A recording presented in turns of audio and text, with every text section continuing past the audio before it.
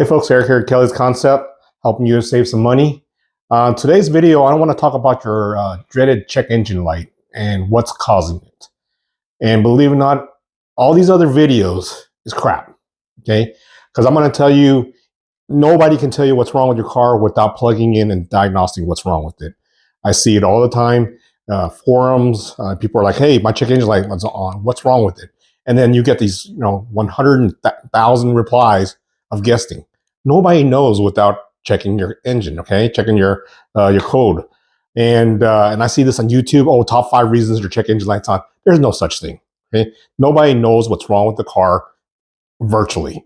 Without plugging in a scanner, nobody, I promise you, nobody can tell you what's wrong with your car. Right? Nobody's a psychic that I know of. And I'm probably gonna get a lot of hate for this, but it's the truth. Quit wasting your time, quit wasting your money and energy trying to chase a problem instead of just finding out what the problem is. And you can do it for free. So let's dive into it. What is a check engine light? So when cars in the modern day, 80s and up, they started adding what's called OBD ports, onboard diagnostics. So you had version 1, which was not really regulated. Every company had their own version of it.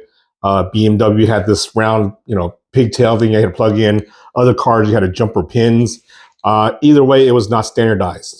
So in 1996, they issued out OBD2 version. It's a universal port at the bottom of your car that monitors all your emissions, electricals, ABS, all your modules computer modules that your car may have. So, when it's monitoring this, it's most of the time it's emissions, but right, it could be transmissions and other things too that trigger this. Again, there's hundreds of codes out there. If you go to OBD2 in Google and look up codes, you'll see that there's hundreds of them. So for any one person to sit there and say, oh, you got a check engine light, it's your O2 sensor, or it's a coil pack or whatever, they're just guessing, right? And you're wasting your time chasing a ghost because you don't know what it is. My suggestion is you get a check engine light in your car, and if it drives okay, drive it to AutoZone. AutoZone will read it for you for free. So I think O'Reilly's will too, maybe a few other places. I'm no affiliation with these companies, right? But I'm just letting you know how you can get those codes for free.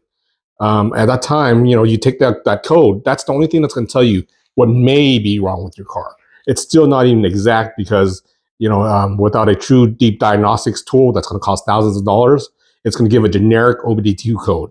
But at least that gives you a heads up of what's going on with your car.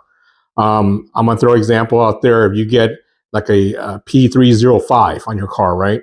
That's going to be a misfire in cylinder number 5. So that helps you, narrow it down. At least when you go to a mechanic or something, you're not going to get totally ripped off and they're going to say, oh, you need a transmission or you need rebuild your head. There's something wrong with cylinder number 5. And I'm going to bet you 9 times out of 10, you get that cylinder 5 misfire, it's probably due to a bad coil pack. I see a lot of BMWs and German cars go through coil packs. And what a coil pack is, it's just for, the old days you had a distributor and a spark plug and a direct wire that goes from the distributor to fire that spark plug. With modern day engines and computers, they're running coil packs, with electrical signals to it. And it just tells that when to fire that spark plug. So those coil packs do burn out, spark plugs burn out, and heck, you might even have some wiring problems. That's why I'm saying there's no way to know. So, to help identify it, go to AutoZone or one of these places, get it read for free. I also made another video on scanners that you can buy. They range from $15 to, $2,000. And in that video, I explained which one would be right for, what type of user. Because you have your regular users, then you have your, more advanced users, and then you have your shop users. So, watch that video and see what's best for you. But in all, guys, a check engine light is not the end of the world, but you will not pass state inspection. You may have other problems lingering.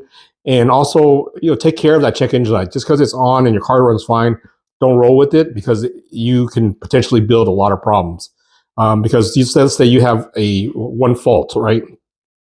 You had that P305 come up, but your car seems to drive fine. But then you have another leak, an evap leak or something like that, right? And then on top of that, you may have a problem with your ABS or something that may be tripping out your computer too. Long story short, you have one light that may be hiding a lot of other problems, right? I see it all the time. People drive around with their check engine lights. They're like, oh, it's just a sensor. Guys, those sensors are there for a reason, right? It's to help your car computers talk to each other. You have a cam sensor that goes out. You may have problems starting it. You may have problems just keeping it running. You're going to have a problem with fuels. Same with the O2 sensor, right? You probably have no driving difference, but you're losing fuel economy. You're letting toxins into the air. And that's where, like I said, it can be really misleading. So my suggestion is stop wasting time asking forums and asking, YouTube, or listening to some of these YouTube channels I see. They're like, oh, these are the top 5 reasons when your check engine light on.